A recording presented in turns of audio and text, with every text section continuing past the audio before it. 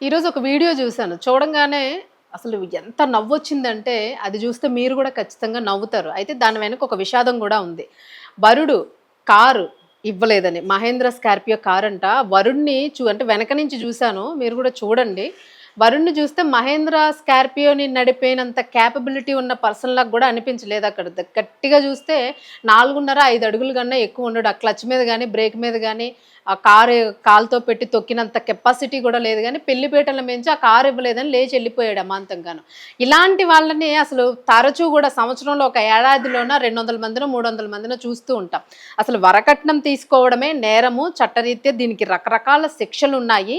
కట్నం అనే మాట ఎత్తకూడదు. ఆడపిల్ల బంధువులు ఏదైనా వాళ్ళకి ఇష్టంగాను ఆ పిల్లకి ఏదైనా బహుమతి ఇవ్వాలి, లేదా అల్లుడికి ఏదైనా బహుమతి ఇవ్వాలి అని ఒక ప్రేమతోనిచ్చే బహుమతికి విలువ ఉంటుంది గానీ, ఇలా అడుక్కు తినే వాటికి విలువ ఉండదు అనేది అసలు మరి పెళ్ళికొడుకు తాలూకా బంధువులు, అమ్మ, ఆడపడుచు వీళ్ళందరూ ఎందుకు గుర్తుపెట్టుకోరో అర్థం కాదు. ఎందుకంటే చాలా కేసెస్ చూస్తూ ఉంటాం. కొన్ని పాత సినిమాల్లో గూడాను, మీ నాన్న సైకిల్ ఇస్తా అన్నాడు, ఇప్పటి వరకు ఇవ్వలేదు. ఆల్రెడీ వీడికి కొడుకు పుట్టేసి ఉంటాడు. వాడి కొడుకు సైకిల్ తొక్కే స్టేజ్‌లో ఉంటాడు. వీడు ఇంకా ఆ సైకిల్ గురించి అడుగుతూ ఉంటాడు. సో, అది మన ఇండియన్ కల్చర్ పరిస్థితి. ఎక్కువగా భారతదేశంలోని ముఖ్యంగా తెలుగు రాష్ట్రాల్లో ఎక్కువగా చూస్తూ ఉంటాము. బట్ ఇది మాత్రము నార్త్ స్టేట్‌కి సంబంధించిన వీడియో లాగా కనిపిస్తూ ఉంది. సో, అమాంతంగా లేచి ఆయన నడిచి వెళ్ళిపోతూ ఉన్నాడు. ఆ వెనకాతల బంధువులందరూ కూడా పరిగెడుతున్నారు. "ఒరేయ్ బాబు ఆగరా! ఆ కారు కొనే స్తోమత కాదు మాది. ముందు ఈ పెళ్లి తంతైతే గానియ్యి, తర్వాత దాని గురించి ఆలోచిద్దాం" అంటే, "లేదు లేదు నాకు కారే కావాలి." అసలు పెళ్లి కావాలా? వీడికి కారు కావాలా? కారు కావాలనుకున్నోడు కష్టపడి ఏ ఉద్యోగం చేసుకొని సంపాదించుకోవాలి. కారు కోసం పెళ్లి చేసుకుంటున్నాడు అన్నది ఇక్కడ అర్థమవుతూ ఉంది. ఇది ప్రస్తుతానికి ఇండియన్ పెళ్ళికొడుకుల పరిస్థితి. ఇది మన ఇండియన్ పెళ్ళికొడుకుల పరిస్థితి. ఇక ఫారిన్ సంగతైతే నాకు తెలీదు. మరి ఇలాంటివి సైకిళ్ళ కోసము, కార్ల కోసము, స్కూటర్ల కోసము, లేదంటే ఆ స్కూటర్‌కి మెకానికర్ కోసము, దానిలో పెట్రోల్ పోయడం కోసము అత్తమామల్ని వాడుకునే పరిస్థితులు అయిపోయినాయి ప్రస్తుతానికి. కష్టపడి సంపాదించుకొని, కష్టపడి కొనుక్కున్న దానికి విలువ ఉంటుంది. ఇలా అడుక్కున్న దానికి విలువ ఉండదు. మీరు అమ్మాయి కోసం పెళ్లి చేసుకోండి. చక్కగా సంసారం చేయండి. మీరు సంసారాలు చేసేది కార్లతోని, సైకిళ్ళతోని, ఈ స్కూటర్లతోని కాదు అనేది మరి ఎప్పుడు తెలుసుకుంటారో తెలియదు. బట్ ఈ సంఘటన అయితే మాత్రము అత్యంత నవ్వు తెప్పించింది. ఓ పక్క ముందన్నట్టుగా బాధ అనిపించింది. రీసెంట్‌గా చూసుకుంటే సేమ్ ఇలాంటి ఇష్యూనే ఒకటి తెలంగాణ రాష్ట్రంలో కూడా జరిగింది. పెళ్లి జరిగిపోయింది.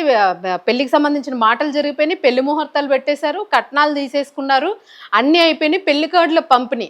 పెళ్ళికొడుకు పెళ్లి కార్డ్ ఇచ్చొస్తానని చెప్పి వెళ్ళిపోయి ఇంక తిరిగి రాలేదు. మరి ఎవరైనా అమ్మాయితోని అఫైర్‌లో ఉండి వెళ్ళిపోయాడా? లేకపోతే అదనపు కట్నం కోసం వెళ్ళిపోయాడా? సో, ఇది కన్క్లూజన్ అయితే రాలేదు. బట్ బంధువులు ఆరోపిస్తున్నది ఏంటంటే, అదనపు కట్నం కోరాడు. మేము ఇవ్వలేదని చెప్పేసి అమాంతంగా నిర్దాక్షిణ్యంగా అమ్మాయిని వదిలేసి వెళ్ళిపోయాడు. మా అమ్మాయి పరిస్థితి ఏంటి అని పాపం వాళ్ళ ఇంటి దగ్గర ధర్నా చేశారు. సో, ఇలా ఉంటుంది. అంటే ఆడపిల్ల కుటుంబం గానీ, లేదా పెళ్లి చేసుకోబోతున్న అమ్మాయి విషయంలో గానీ, ఇంత దరిద్రంగా బిహేవ్ చేస్తారు. ఏ అమ్మాయి గూడా అబ్బాయికి సంబంధించి నచ్చలేదు, లేదు ఇంకేదైనా పెట్టలేదు అని పీటల మించి లేచిపోయిన సందర్భాలు ఇప్పటి వరకు కూడా చరిత్రలో ఒకటి కూడా చూడలేదు మరి. ముందుకు అలాంటి రోజులొస్తే మనం చెప్పలేం గానీ, ప్రస్తుతానికైతే అలాంటి రోజులు లేవు.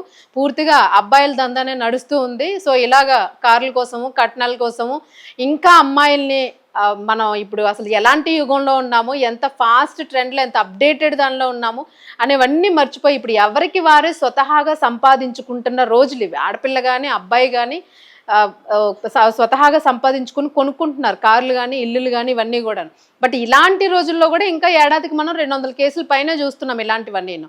సో, వీటి మీద చట్టాలు గూడా కఠినంగా ఉండాలి అని చాలామంది ఆ కామెంట్స్‌లో పెడుతూ ఉన్నారు. మరికొంతమంది అయితే మాత్రం దీన్ని కొంచెం కామెడీగా తీసుకుంటూ ఉన్నారు. సో, ఒక పక్క కామెడీ, ఓ పక్క ట్రాజెడీ.